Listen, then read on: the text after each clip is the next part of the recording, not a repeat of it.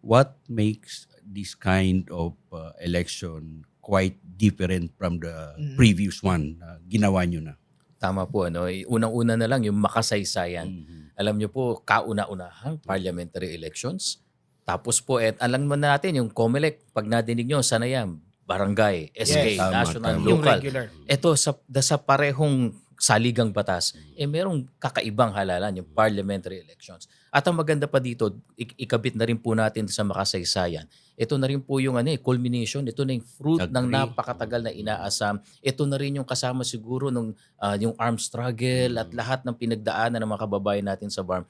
Pagkakataon, bubuhayin talaga true to its word yung autonomy na nasa saligang batas. Ito na yun Ito na yun. Bangsamoro Autonomous Region in Muslim Mindanao, and at the same time, meron na talagang makatotohanan, makabuluhan na meaning yung autonomy doon. Dahil meron silang sariling gobyerno, parliament to that po, at makapaghalal, linangin ng resources, pamahalaan ng pang-araw-araw na buhay. Kaya po kami sa COMELEC, very proud po kami dito. Kami dito, ako'y nararamdaman ko po to sa mga kasama ko.